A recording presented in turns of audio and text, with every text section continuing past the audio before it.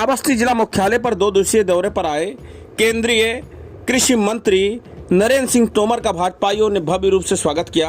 बताते चलें कि पंचायत प्रतिनिधि सम्मेलन में उन्होंने शिरकत किया, जहां पर उन्हें फूल माला पहनाकर उनका भव्य स्वागत किया गया। वहीं रामफेरन पांडे विधायक श्रावस्ती ने उन्हें गदा भेंट कर उनका सम्मान किया। साथ ही दद्दन मिश्रा ने उन्हें प्रतीक चिन्ह भेंट कर उनका स्वागत किया। वहीं नगर पंचायत अध्यक्ष जितेंद्र गुप्ता ने उन्हें गीता की पुस्तक भेंट कर उनका सम्मान किया। वहीं बारी बारी से भाजपा के पदाधिकारियों ने व कार्यकर्ताओं ने उन्हें प्रतीक चिन्ह भेंट कर उनका सम्मान किया। आइए सुनते हैं मंत्री को। कोरोना जब आया तो मोदी जी प्रधानमंत्री थे। मोदी जी ने अपने वैज्ञानिकों को बुलाकर कहा, क्या हिंदुस्तान का साइंटिस्ट कोरोना की वैक्सीन नहीं बना सकता? वैज्ञानिकों ने कहा हम बना सकते हैं। तो प्रधानमंत्री जी ने कहा कि आपको जो चाहिए वो मुझे लिखकर दो, लेकिन वैक्सीन बनाकर 90 दिन के भीतर अपने पैरामेडिकल स्टाफ को लग जाना चाहिए। आप सोचो, जो वैक्सीन सालों में बना करती थी, उस वैक्सीन को 90 दिन के भीतर हमारे देश ने बनाया और 214 करोड़ से अधिक डोज देश की जनता को लगाए। और इस दुनिया के 90 देश जिनको वैक्सीन हमने अपना दिया, उनकी आबादी को भी कोरोना से बचाने का काम हिंदुस्तान के वैज्ञानिकों ने किया और नरेंद्र मोदी जी ने किया। पाकिस्तान से हमारा लेन देन का व्यवहार नहीं है, लेकिन WHO जो वैक्सीन हमसे खरीदता था, वर्ल्ड हेल्थ ऑर्गेनाइजेशन, वो पाकिस्तान को भी देता था। तो पाकिस्तान में भी लोग जो बच सके वो मोदी वैक्सीन के कारण बच सके, नहीं तो पाकिस्तान में बच नहीं पाता।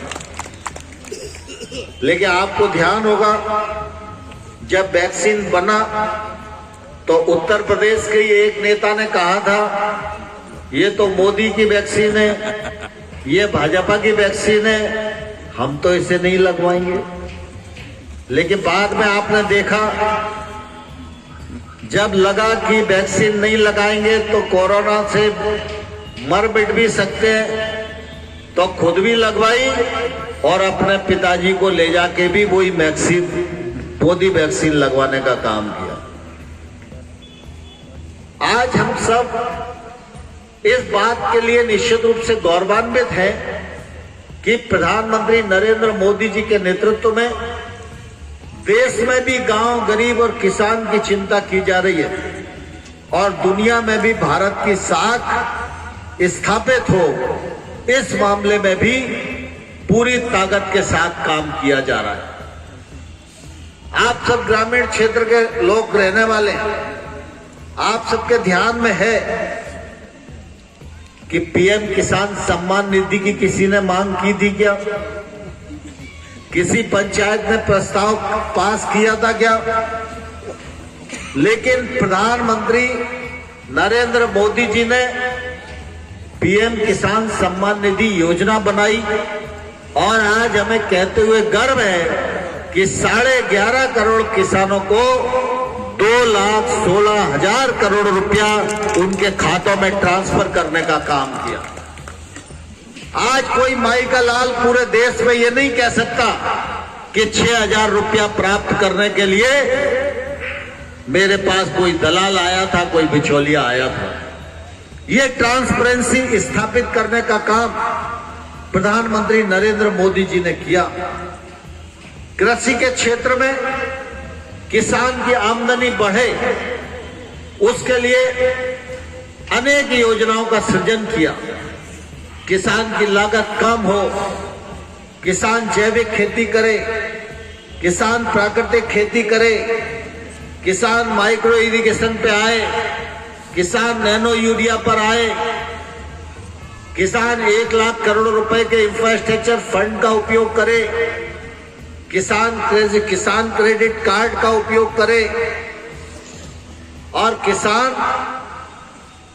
निजी निवेश के दरवाजे जो अभी तक बंद थे वो भी एफपीओ के माध्यम से प्रधानमंत्री नरेंद्र मोदी जी ने खोलने का काम किया है।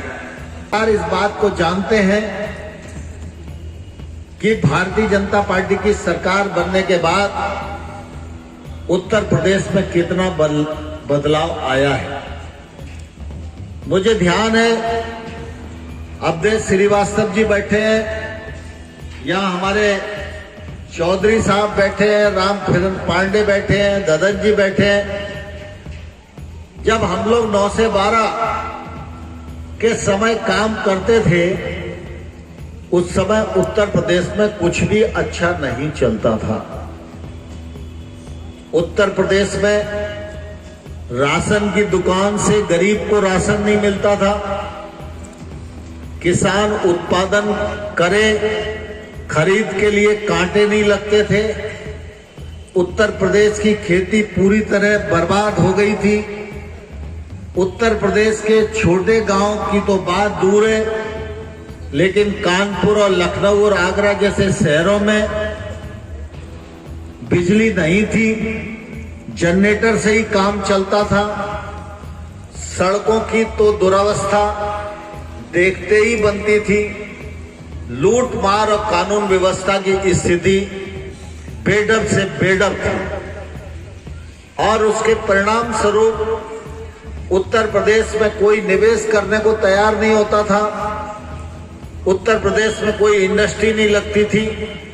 सब ये मानते थे कि उत्तर प्रदेश में सपा और बसपा जैसी पार्टियों की चपेट में आ गया है और ये पार्टियां सिर्फ लूट और घसोट के लिए काम कर रही हैं। ये पार्टियां उत्तर प्रदेश के विकास के लिए काम नहीं कर रही। लेकिन मुझे इस बात का गौरव है कि आप सब लोगों ने मिलकर उत्तर प्रदेश को इस दुरावस्था से मुक्त किया है। आज सारा उत्तर प्रदेश इस बात का साक्षी है कि उत्तर प्रदेश में पर्याप्त मात्रा में सिंचाई के लिए भी बिजली मिल रही है और निस्तार के लिए भी बिजली की उपलब्धता है। आज उत्तर प्रदेश में राशन की दुकानों की व्यवस्था को भी ठीक करने का काम किया है और हम ये गौरव के साथ कह सकते हैं कि कोरोना की महामारी में जब सारा पहिया दुनिया का थम गया था, तब हमारे प्रधानमंत्री ने 80 करोड़ लोगों को निःशुल्क खाद्यान्न उपलब्ध करा के हर आदमी के घर में रोटी पहुंचाने का काम किया।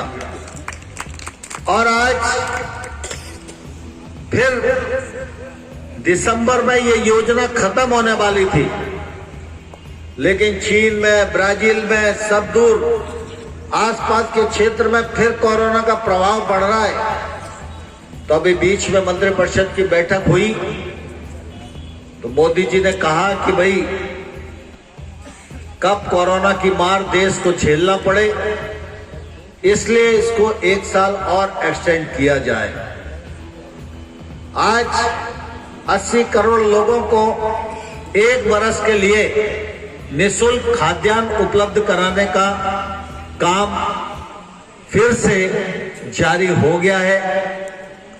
हम सबको इस बात का गौरव होना चाहिए कि हमारे देश में कोरोना से किसी की मौत हो गई होगी, लेकिन 130 करोड़ के देश में कोई ये नहीं कह सकता कि हमारे यहाँ भूख से एक भी मौत कोरोना के पीरियड में हुई है।